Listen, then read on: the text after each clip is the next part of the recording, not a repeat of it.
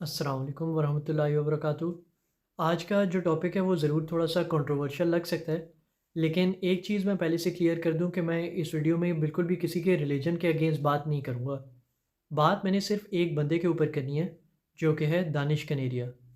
अब being a Pakistani वैसे तो काफ़ी सारी क्रिकेट से रिलेटेड ऐसी पर्सनैलिटीज़ हैं, जो हम लोगों को बहुत ज़्यादा पसंद है। जैसे शोएब जट है। अब शोएब जट की हमें ये बात पसंद है कि लोगों की प्राइवेसी की बहुत रिस्पेक्ट करता है। उसको होता है कि ये नहीं कि मैं जर्नलिस्ट हूँ तो कोई भी मुझे मैसेज मिले तो मैं ऑनलाइन डाल दूँ। उसको यही होता है कि प्राइवेट लाइफ़ लोगों की रिस्पेक्ट करना बहुत ज़रूरी है।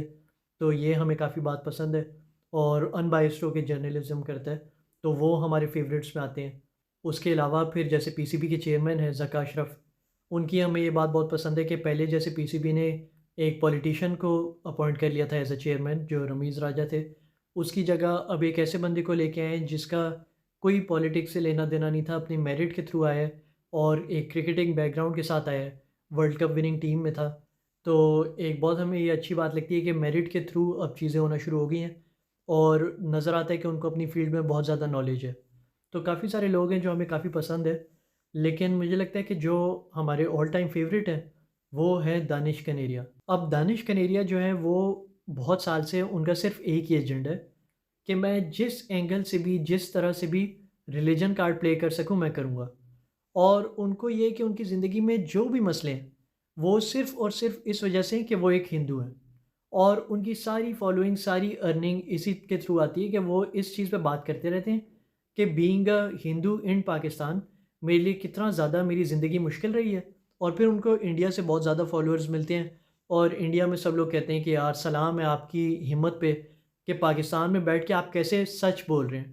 तो इतना ज़्यादा ये तो सिर्फ़ आप ही कर सकते हैं। पहली बात तो ये कि अमेरिका में बैठा हुआ है दानिश कनेरिया, उसके अलावा सच कितना बोल रहे हैं उस पे भी बात कर लेते हैं। अच्छा, दानिश कनेरिया की 2 चीज़ों पे जो रोते रहते हैं, एक ये है कि मैं क्रिकेट से मुझे इस वजह से साइडलाइन किया है क्योंकि मैं हिंदू हूँ। और बहुत ज़्यादा बार वो ये बात कर चुके हैं कि जब मैं खेल रहा था, तब भी मेरे साथ गलत होता रहा है क्योंकि मैं हिंदू हूँ और मुझे निकाला भी इसी वजह से कि मैं हिंदू हूँ। ठीक है? तो पहली बात ये कि या तो ये बॉलर कोई मुरलीधरन की तरह का होता, कि बंदा स्टैट्स देख के कहे कि यार इसको कैसे नहीं वापस आने दिया। पहली बात आप अपने स्टैट्स जाके देखें, 35 के करीब की एवरेज है टेस्ट में, 34.79 या इस तरह की कोई एवरेज है। हर 68 बॉल्स के बाद 1 विकेट लेता है। उसके अलावा ओडीआई में 18 ओडीआईज़ में 15 विकेटें, 45 से ऊपर की एवरेज है। इन स्टैट्स को देखते हुए बंदा ये सोच रहा होता है इसको इतना लंबा खेलने कैसे दिया? और इसका सारा ये रोना है कि मैं नंबर 1 उस वक़्त का स्पिनर था, मैं ऐसा स्पिनर था, मैं इतनी विकेटें लेता था और मैं हिंदू हूँ तो मुझे निकाल दिया। इस बंदे की अगर आप वीडियोज़ वगैरह भी देखें ना, तो वीडियोज़ में भी वो उसने यही बातें की होती हैं कि वो श्रीलंका के खिलाफ मैच था, मैंने पहली इनिंग्स में 5 विकेटें ले ली, दूसरी में 6 विकेटें ले ली। उसमें आप अगर जाके सर्च करके देखें तो उसके करीब-करीब के स्टैट्स भी नहीं होते। तो यहीं से आपको समझ में आ जाती है कि ये बंदा कितना सच बोल रहा होगा। अच्छा, उसके बाद भी चलिए मान लेते हैं कि बहुत ज़्यादा ज़बरदस्त इनके स्टैट्स थे और मेरिट के हिसाब से इन्हें खेलना चाहिए था। तो भी इनको पाकिस्तान ने तो साइडलाइन किया ही नहीं है। ईसीबी ने जो इंग्लिश क्रिकेट बोर्ड है, उन लोगों ने बैन लगाया था और ये मैच फिक्सिंग की वजह से बैन हुए हुए हैं। इनकी अपनी कन्फेशन है, वीडियो में आप जाके देख लें, अल जज़ीरा दानिश कनेरिया लिख के देखें और उसमें वो खुद बता रहे हैं कि मैंने मैच फिक्सिंग की है।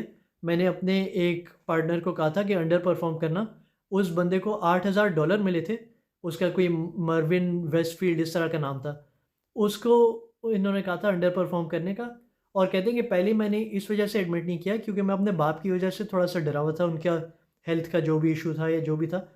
तो इस वजह से मैंने एडमिट नहीं किया, लेकिन अब मैं कह रहा हूँ मैंने मैच फिक्सिंग की है और मैं उसके लिए माफ़ी माँगना चाहता हूँ। अब जब लोगों ने उनको कहना शुरू किया कि आप तो फिक्सिंग की वजह से बाहर हुए हैं, तो कहते हैं नहीं-नहीं मुझे तो प्रेशराइज़ किया था, वरना मैंने तो कभी मैच फिक्सिंग की ही नहीं है। अभी लास्ट भी उनकी कोई 4 दिन पहले की ट्वीट उन्होंने खुद ही पिन की हुई है। उसमें भी यही है कि मुझे फ़ोर्सफुली ये बातें कहने को कही थी और असल में शायद यही वजह है कि मुझे साइडलाइन किया हुआ है क्योंकि मैं हिंदू हूँ। तो आपकी फिक्सिंग भी सामने आ गई है, आपके स्टैट्स भी कोई इतने अच्छे नहीं हैं, उसके बाद भी इतना ज़्यादा रोने का कॉन्फिडेंस कहाँ से आता है? अच्छा, चलिए ये एक मसला हो गया। दूसरी बात ये कि अभी जो रिज़वान ने रिसेंटली बहुत ज़्यादा शोर मचा था कि रिज़वान ने नमाज़ पढ़ ली है वो मैच के वक़्त। नमाज़ पढ़ ली और दूसरी बात कि फ़लस्तीन के हक़ में एक ट्वीट कर दी। तो उस पे बात कर लेते हैं हम लोग। अब ये जो बातें हुई थी कि रिज़वान के नमाज़ पढ़ने पे फ़ैन्स को मसला हो गया या फ़लस्तीन को सपोर्ट करने पे लोगों को मसला हो गया, वो फिर भी ठीक है, फ़ैन्स तक समझ आती है। लेकिन दानिश कनेरिया को इस चीज़ से इतना ज़्यादा इशू है कि आप रिलीजन को बीच में लाए कैसे? मतलब आप अगर दानिश कनेरिया का जाके ट्विटर का या जो अब एक्स कहते हैं, उसका अकाउंट देखें, तो आधी से ज़्यादा ट्वीट्स में वो स्टार्ट ही जय श्री राम से करते हैं। हिंदुओं की पता नहीं कितने भगवानों की उन्होंने फ़ोटोज़ डाली हुई हैं अपने उस पे ट्वीट पे। हर चीज़ उनकी रिलीजन से रिलेटेड होती है, मतलब क्रिकेटर से ज़्यादा ऐसे लगता है किसी हिंदू स्कॉलर का पेज है। तो और मैं ये नहीं कह रहा कि ये गलत है, ये करना बंद करें। उनका रिलीजन है, उनका राइट है, बेशक करें। लेकिन जब रिज़वान ने अब उनके लिए ज़रूरी है नमाज़ पढ़ना, तो एक नमाज़ पढ़ी है मैच के बीच में या एक लाइन लिखी है कि हम लोग ये फ़लस्तीन को वो डेडिकेट करते हैं विन, तो इस पे कनेरिया को इतना ज़्यादा मसला किस बात का हो रहा है? मैं आपको दानिश कनेरिया के थोड़े से ट्वीट्स भी दिखा देता हूँ। एक तरफ वो कह रहे हैं never compromise when it comes to dharma, मतलब रिलीजन के ऊपर कभी भी कॉम्प्रोमाइज़ नहीं करना चाहिए। दूसरी तरफ जब रिज़वान के नमाज़ पढ़ने पे लोगों को मसला हुआ है और पीसीबी ने इस पे शिकायत की है, तो दानिश कनेरिया कह रहे हैं कि किसने कहा था रिज़वान को कि मैच के बीच में नमाज़ पढ़े। उसके अलावा आप दानिश कनेरिया की ये ट्वीट देख लें, जिसमें उसने कहा है, destruction of Hamas is important to save innocent civilians in both Israel and Palestine. Hamas is responsible for everything which is happening today, full stop. उसके अलावा उनकी ट्वीट आई है, the sudden attack on the Israel is very painful, even women and children were not spared. और आगे उन्होंने यही किया है कि वो I stand firmly with the people of Israel to and the terrorism. अब इतना क्लियरली आप इतना ज़्यादा किसी की एक साइड पे बोल रहे हैं। दूसरी तरफ रिजवान की एक लाइन थी कि हम लोग ये विन डेडिकेट करते हैं पैलेस्टाइन को। उसने कोई ये नहीं कहा कि हम लोग इसको इसराइल को डिस्ट्रॉय कर देना चाहिए, ये करना चाहिए वो। सिर्फ एक लाइन, एक बात कही कि हम लोग अपनी जीत उनको डेडिकेट करते हैं। तो उसके आगे से दानिश कनेरिया का रिस्पॉन्स देखें कि उसने लिखा है, next time dedicate your victory to humanity, the almighty never supports cruelty. मतलब जुल्म कभी भी सपोर्ट नहीं करता। और इस चीज़ पे और भी उनके ट्वीट्स वगैरह थे, वो मुझे अभी मिले नहीं है। लेकिन उनको इतना ज़्यादा मसला हुआ है, इस चीज़ ने इतना ज़्यादा खाया है उनको कि रिलीजन को इस चीज़ के बीच में लाए कैसे, गेम के बीच में। खुद 24 घंटे आप वही तो एक चीज़ करते हैं, और जहाँ मर्ज़ी से दानिश कनेरिया को कुछ भी मिल जाए, कहीं से कंटेंट मिल जाए, कोई एक हिंदू कोई सिंध में होगा, उसके साथ कुछ हुआ मसला, अपने उस पे शेयर करके वो कहेंगे ये देखो, ये पाकिस्तान में इसी तरह से होता है, मेरे साथ हमेशा ऐसे ही होता रहा है।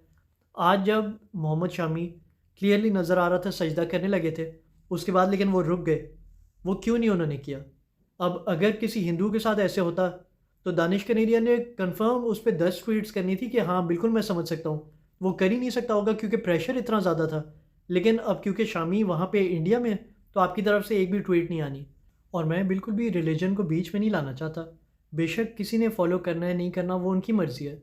लेकिन मुझे इस हिपोक्रेसी पे मसला है कि आप खुद 24 घंटे रिलीजन रिलीजन रिलीजन करते रहते हैं। उसके बाद फिर अगर रिजवान ने एक बार नमाज़ पढ़ ली, जो कि एक ऑब्लिगेटरी चीज़ है हमारे लिए नमाज़ पढ़ना, उस पे आपको इतना ज़्यादा मसला है, या एक ट्वीट कर दी फ़लस्तीन के हक़ में, आप खुद वहाँ पे इज़राइल के हक़ में जितनी मर्ज़ी ट्वीट करें, वो एक लाइन लिख दें, तो उस पे आपको इतना ज़्यादा मसला हो रहा है।